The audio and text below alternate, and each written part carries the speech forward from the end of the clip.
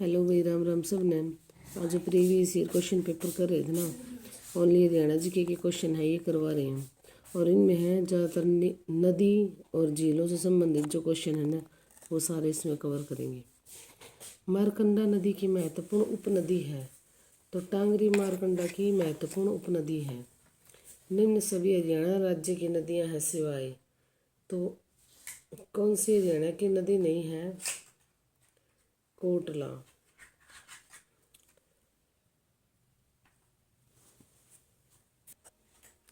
शिवालिक की पहाड़ियों से हरियाणा प्रदेश की कौन सी नदी निकलती है? तो कौन सी नदी निकलती है भाई?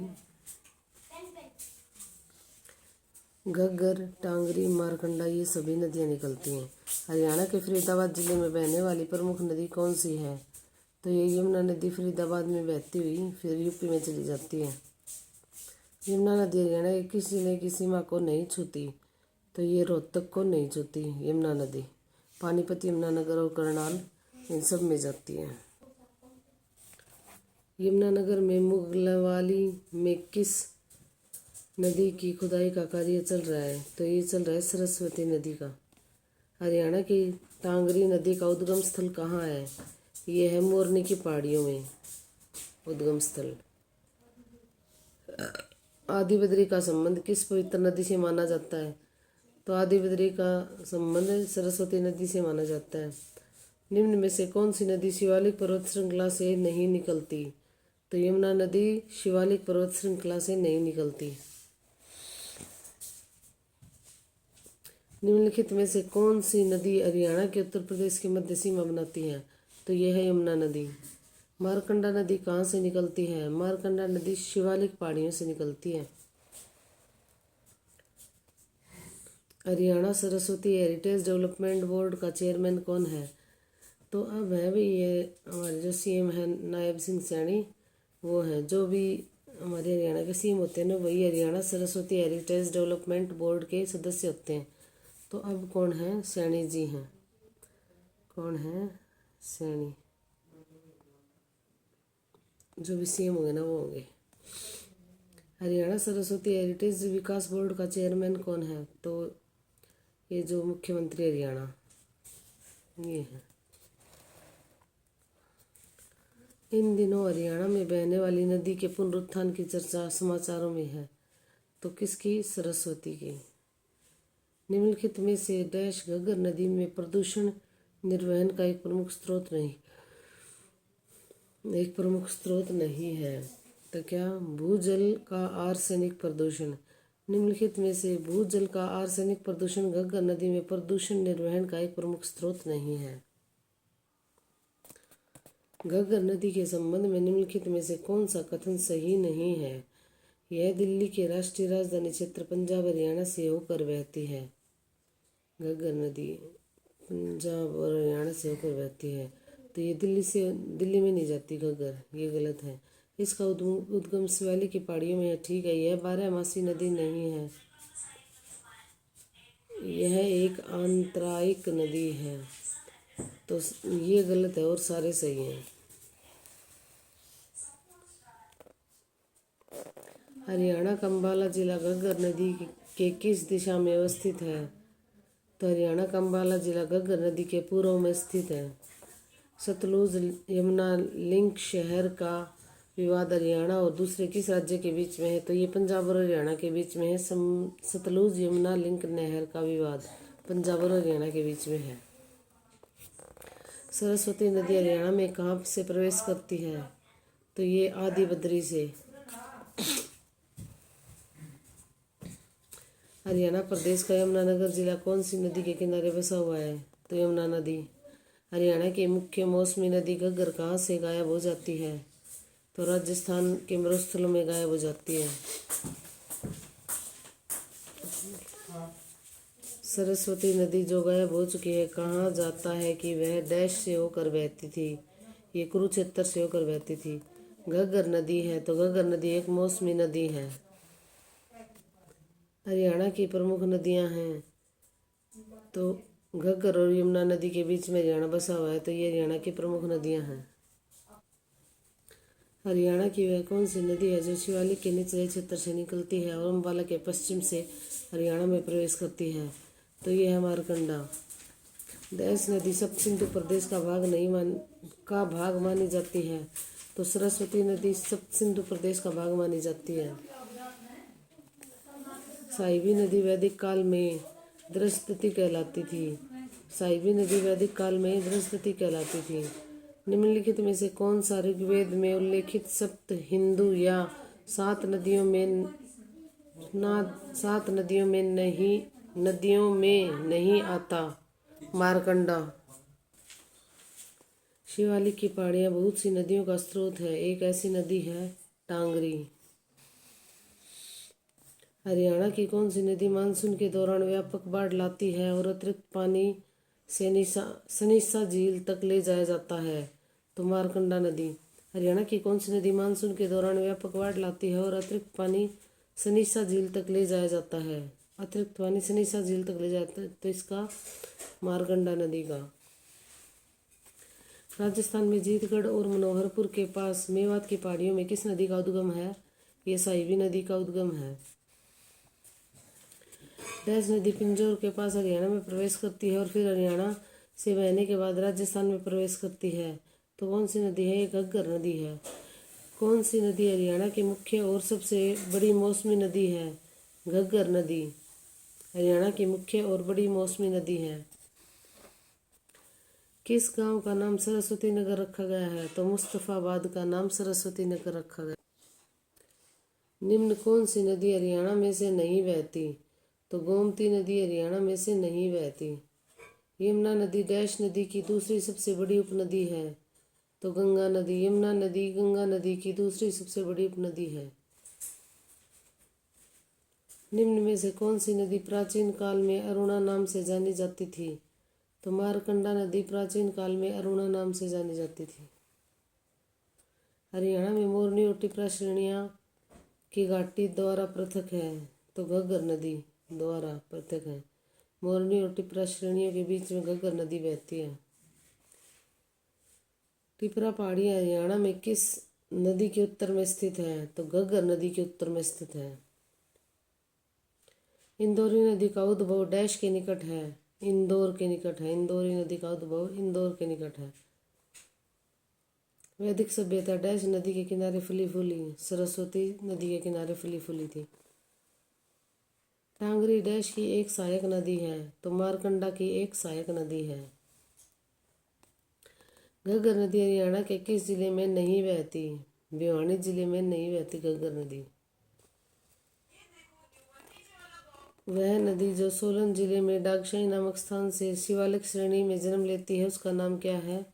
घग्गर नदी है। हरियाणा में 50 किलोमीटर तक बहने वाली गैर बारहमासी नदी कौन सी है? तो ये है दोहान। गैर बारहमासी नदी हरियाणा 50 किलोमीटर तक बहने वाली बारहमासी नदी कौन सी है? तो यह है दोहान। दी गई नदियों में से कौन सी नदी घग्गर की सहायक नदी नहीं है? तो यमुना। निम्न में से कौन सी मारकंडा नदी की उपनदी है? तो बैगना। मारकंडा नदी की उपनदी है बैगना। कौशल्या नदी डैश नदी की सहायक नदी है? तो घग्गर अकरा की। कौशल्या नदी घग्गर अकरा की सहायक नदी। HSHDB क्या है? तो Haryana Saraswati heritage development board. Haryana Saraswati heritage development board इसकी फुल फॉर्म होगी। वह नदी जो मानसून के दौरान अत्यधिक बाढ़ भारी गाद के जमाव लाती है? तो क्या है? मारकंडा नदी। वह नदी जो शाहपुर गांव से निकलकर लाडवा नामक स्थान पर चेतांग नदी में से मिलती है उसे डैश नदी भी कहा जाता है? राक्षी नदी भी कहा जाता है। वह नदी जो शाहपुर गांव से निकलकर लाडवा नामक स्थान पर चेतांग नदी में मिल जाती है, लाडवा नामक स्थान पर चेतांग नदी में मिल जाती है उसे राक्षी नदी भी बोलते हैं। रेवाड़ी वह स्थान जहाँ साहिबी नदी है? रेवाड़ी का वह स्थान जहाँ साहिबी नदी हरियाणा में प्रवेश करती है। हरियाणा में प्रवेश करती है साहिबी नदी। हरियाणा की मुख्य मौसमी नदी घग्गर डैश से होकर राज्य में प्रवेश करती है, तो कालका से होकर राज्य में। हरियाणा की मुख्य मौसमी नदी घग्गर कालका से होकर राज्य में प्रवेश करती है। नदी घग्गर नदी की मुख्य उपनदियों में से एक है। यह पंचकुला जिले में बहती है और पिंजौर के पास घग्गर नदी में मिलती है।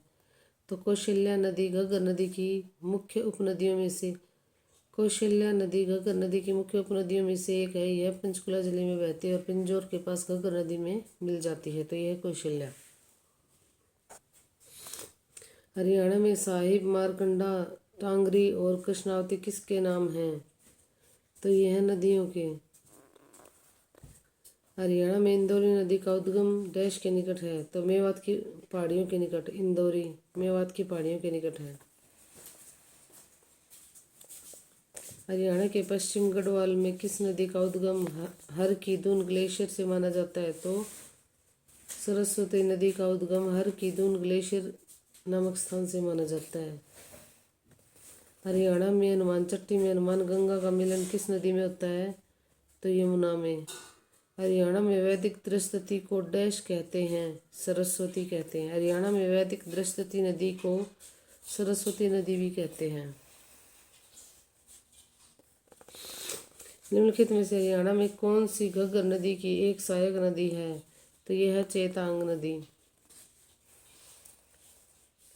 डैश हरियाणा में एकमात्र सदा नीरा नदी है, तो यमुना हरियाणा में एकमात्र सदा नीरा नदी है। यमुना हरियाणा में एकमात्र सदा नीरा नदी है। हरियाणा में मारकंडा नदी का प्राचीन नाम है अरुणा। मारकंडा का प्राचीन नाम है अरुणा। कौन सी नदी हरियाणा में जीतगढ़ के पास मेवात पहाड़ियों से निकलती है? तो यह है साहिबी नदी। निम्न में से कौन सी नदी हरियाणा से होकर नहीं बहती? तो महानदी हरियाणा से होकर नहीं बहती। किस नदी का उद्गम स्थान चंपासर ग्लेशियर है? तो यमुना नदी का उद्गम स्थान चंपासर ग्लेशियर है। प्राचीन समय में हरियाणा किस नदी के किनारे स्थित था? प्राचीन समय में हरियाणा सरस्वती नदी के किनारे स्थित था। यह नदी कालेसर वन के निकट हरियाणा में प्रवेश करती है, तो यमुना नदी। लोहारू उत्थान उत्थापक सिंचाई परियोजना किस प्रसिद्ध व्यक्ति के नाम पर रखी गई है? इंदिरा गांधी। हरियाणा में मारकंडा नदी निम्न में से किस जिले से होकर नहीं गुजरती? तो ये पंचकुला जिले से होकर नहीं गुजरती। घग्गर नदी राज्य के किस जिले में से हरियाणा में प्रवेश करती है? तो पंचकुला से।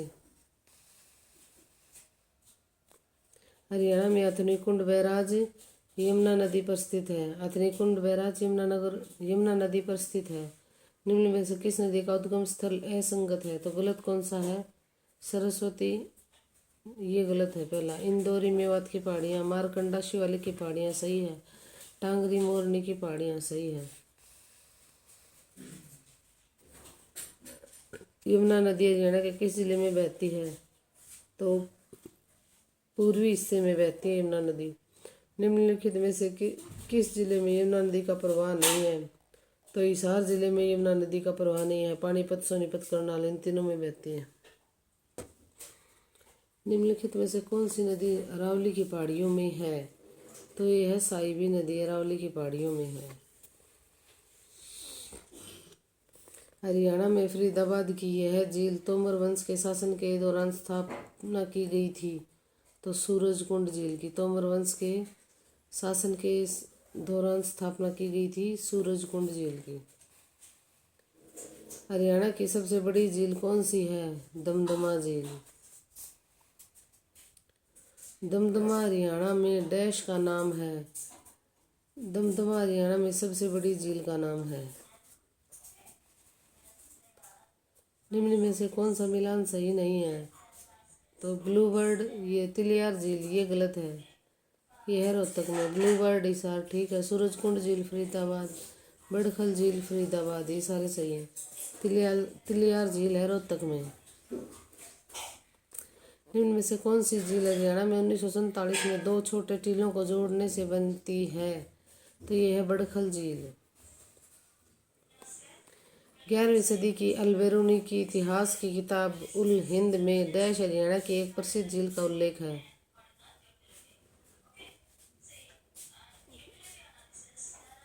ब्रह्म सरोवर।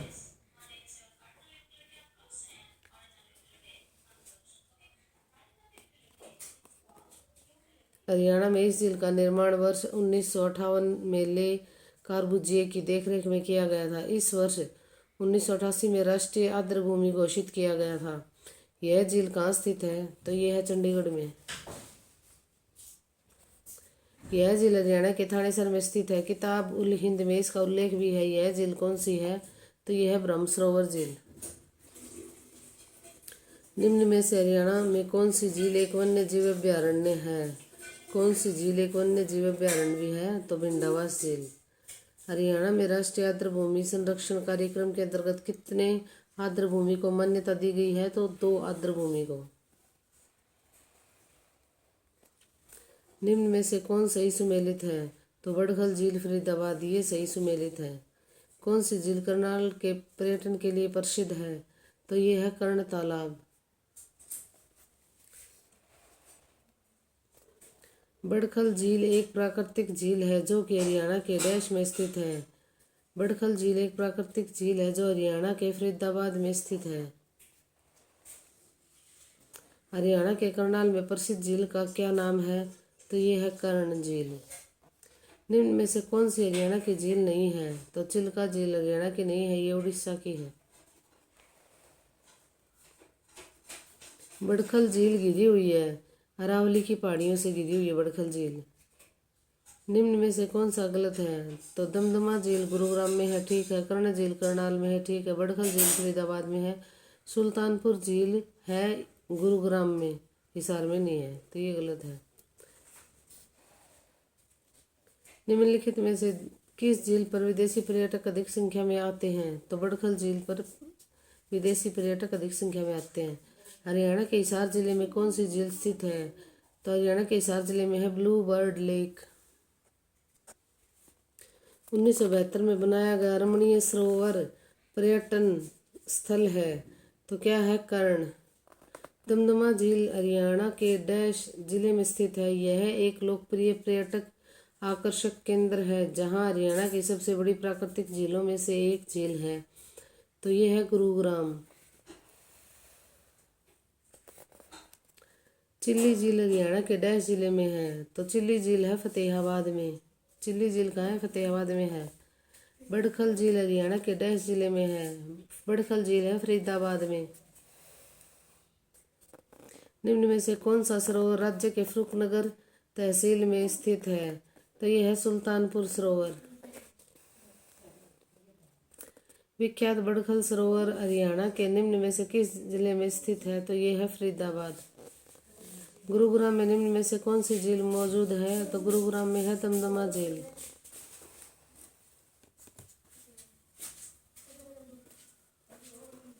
डैश हरियाणा की सबसे बड़ी आर्द्रभूमि है? तो भिंडावास हरियाणा की सबसे बड़ी आर्द्रभूमि है। झज्जर में लगभग 16,000 एकड़ जलाक्रांत भूमि है। कितने हैं? 16,000 एकड़ जलाक्रांत भूमि। दमदमा झील डैश झील में है? तो कहाँ है? डैश जिले में है, गुरुग्राम जिले में। दमदमा झील कौन से जिले में है? निम्नलिखित में से कौन सी झील एक मानव निर्मित झील है? तो बड़खल झील एक मानव निर्मित झील है। फरीदाबाद जिले में 2 झीलें हैं, डैश और डैश, बड़खल झील और सूरजकुंड झील। फरीदाबाद जिले में 2 झीलें हैं, बड़खल झील और सूरजकुंड झील। निम्नलिखित में से कौन सी झील हरियाणा में स्थित है? तो दमदमा झील, कोटला झील और खलीलपुर झील, ये सभी हरियाणा में स्थित हैं।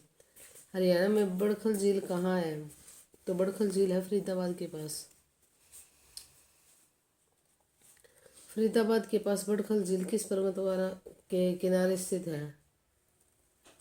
यह है अरावली पर्वतमाला के। निम्नलिखित में से कौन सी झील हरियाणा की झील नहीं है? तो वुल्लर झील। जम्मू कश्मीर में है भाई वुल्लर झील, और मीठे पानी की है ये वुल्लर झील। और चिल्का झील है खारे पानी की। प्रदेश के फर्रुखनगर खंड में निम्न में से कौन सी झील है? तो प्रदेश के फर्रुखनगर में है सुल्तानपुर झील। हरियाणा राज्य में विविध प्रवासी पक्षियों के दर्शन हेतु निम्न में से कौन सी झील प्रसिद्ध है? तो यह है सुल्तानपुर झील। हरियाणा का पर्यटन स्थल टिक्करताल स्थित है। तो टिक्करताल कहाँ है? मोरनी में। प्रसिद्ध बीबीपुर व नजफगढ़ नामक झीलें हरियाणा के किस प्राकृतिक क्षेत्र में स्थित हैं? तो बीबीपुर और नजफगढ़ नामक झीलें हरियाणा के मैदानी क्षेत्र में स्थित हैं। भिवानी नहर डैश से निकाली गई है? तो भाखड़ा नहर से। भिवानी नहर कहाँ से निकाली गई है? भाखड़ा नहर से। यमुना नदी से ओखला बैराज से कौन सी नहर निकाली गई है? तो गुड़गांव नहर। यमुना नदी से ओखला बैराज से गुड़गांव नहर निकाली गई है। हरियाणा डैश पूर्ण करने वाला पहला राज्य है? तो जलीय स्तर पर मानचित्रण पूर्ण करने वाला पहला राज्य है। जलभृत मानचित्रीकरण डैश का मूल्यांकन करने के लिए किया जाता है? तो जलभृत मानचित्रीकरण क्या होता है? भूमि जल स्थिति, जो भूमि के जल की जो स्थिति है ना, उसके लिए। हरियाणा पूरे राज्य में सुरक्षित पीने के पानी की सुविधा उपलब्ध कराने वाला देश का डैश राज्य है? तो क्या है? पहला राज्य है। हरियाणा में सिंचाई का मुख्य स्रोत है नहरें। निम्नलिखित में से किसे इंदिरा गांधी नहर भी कहा जाता है? तो लोहारू उत्थान योजना को इंदिरा गांधी नहर भी कहा जाता है। लोहारू उत्थान योजना को इंदिरा गांधी नहर भी कहा जाता है। एक महत्वपूर्ण गतिविधि जो इंदिरा गांधी नहर के आसपास होती है, उपजाऊ क्षेत्रों में मरुस्थलीकरण को रोकने के लिए। तो उपजाऊ क्षेत्रों में मरुस्थलीकरण को रोकने के लिए पुरानी फिरोज शाह नहर की मरम्मत के लिए निम्न में से कौन उत्तरदायी था? तो ये था चार्ल्स मैटकॉफ उत्तरदायी था। पुरानी फिरोज शाह नहर की मरम्मत के लिए कौन उत्तरदायी था? Charles Metcalfe. गुड़गांव के अतिरिक्त किस जिले में गुड़गांव नहर द्वारा सिंचाई की जाती है? तो ये फरीदाबाद जिले में गुड़गांव नहर द्वारा सिंचाई की जाती है। भाखड़ा नहर द्वारा हरियाणा के किस जिले में पानी प्रदान किया जाता है? तो सिरसा, हिसार और रोहतक, इन सभी में। भाखड़ा नहर सिंचाई के लिए हरियाणा के किस जिले को पानी प्रदान करता है? तो सिरसा, हिसार, रोहतक, उपरोक्त सभी। हरियाणा की सबसे पुरानी नहर कौन सी है? तो ये है पश्चिमी और पूर्वी यमुना नहर। पश्चिमी और पूर्वी यमुना नहर। ककरोई सूक्ष्म जल विद्युत परियोजना किस नहर पर बनी है? ककरोई सूक्ष्म जल विद्युत परियोजना पश्चिमी यमुना नहर पर बनी है। पश्चिमी यमुना नहर किस स्थान से यमुना नदी से निकाली गई है? तो ये निकाली गई है ताजेवाला नामक स्थान से। ताजेवाला नामक स्थान से हरियाणा की कौन सी नहर निकाली गई है? तो ये पश्चिमी यमुना नहर निकाली गई है। देखो भाई, ये पश्चिमी यमुना नहर निकाली गई है। जूही नहर द्वारा प्रमुखतः हरियाणा के किस जिले में सिंचाई की जाती है? तो ये भिवानी जिले में सिंचाई की जाती है जूही नहर द्वारा। दादुपुर नलवी नहर सिंचाई परियोजना से हरियाणा में निम्नलिखित में किस क्षेत्र में सिंचाई नहीं होती? तो पंचकुला में सिंचाई नहीं होती दादुपुर नलवी नहर सिंचाई परियोजना द्वारा। पश्चिमी यमुना नहर द्वारा हरियाणा के किस जिले में सिंचाई की जाती है? तो ये जाती है रोहतक, सोनीपत, करनाल, उपरोक्त सभी में। धन्यवाद भाई, लाइक शेयर और सब्सक्राइब करना।